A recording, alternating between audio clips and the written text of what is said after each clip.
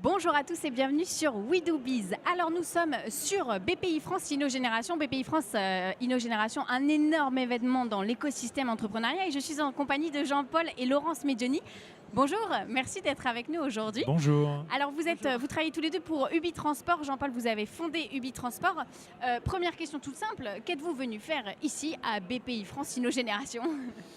Écoutez Mathilde, d'abord je pense qu'il y a un élément extrêmement structurant autour de la BPI aujourd'hui, qui est cette dynamique.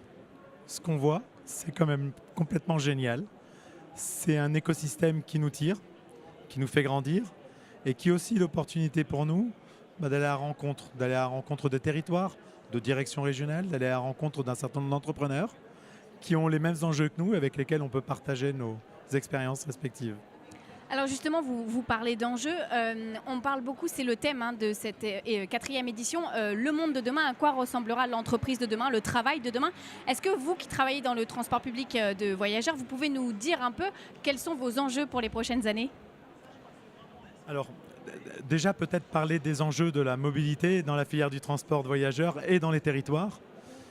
La raison d'être du Bitransport aujourd'hui a vraiment été d'être capable de déployer des systèmes d'information simples à partir du cloud et de smartphones qui permettent en temps réel de savoir ce qui se passe sur un réseau. Où est mon véhicule ? Est-ce que j'ai des usagers à bord ? Comment est-ce que j'ai accès à un véhicule ? Tout un tas de réponses auxquelles on va apporter des solutions en mettant en œuvre nos technologies. Ces enjeux, ils sont au sens des territoires, mais aussi au sens de notre entreprise, pour être capable de relever les challenges d'innovation que l'on a apportés et les transformations que nous avons à accompagner auprès de nos clients, qui sont des collectivités et des transporteurs.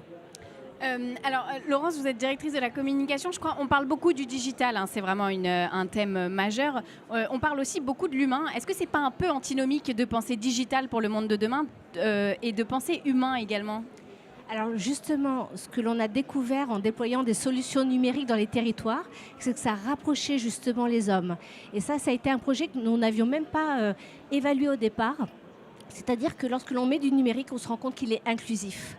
Lorsque on rentre dans des cars, par exemple de cartes de transport scolaire, où jusqu'à présent c'était des cartes papier et qu'on les transforme en cartes sans contact numérique, où les enfants pour la première fois badge, il se crée une nouvelle relation déjà entre l'élève qui monte et le conducteur. Il y a une nouvelle relation de confiance, il y a plus de sérénité, il y a moins de dégradation dans les cartes scolaires parce qu'il faut savoir qu'il y en a beaucoup. Donc finalement, ce que l'on a remarqué avec le numérique, c'est que ça recrée de la confiance, de la transparence et de la construction entre les différents acteurs du transport. Vous êtes confrontés tous les deux aujourd'hui vous avez une entreprise qui a beaucoup de succès, vous êtes tous les deux un chef d'entreprise heureux et une directrice de communication heureuse. Pour autant, ce n'est pas toujours facile de monter sa boîte. Qu'est-ce qu'il ne faut surtout pas dire à un entrepreneur qui démarre ? Alors j'ai plutôt envie de vous dire ce qu'il faut dire à un entrepreneur. Qu'est-ce qu'il faut lui dire alors ? Dites-moi. Il faut lui dire que quand on crée sa boîte, il y a effectivement plein de dangers. Et le premier danger, c'est de ne pas trouver son marché. Donc il faut prendre le temps de comprendre son marché.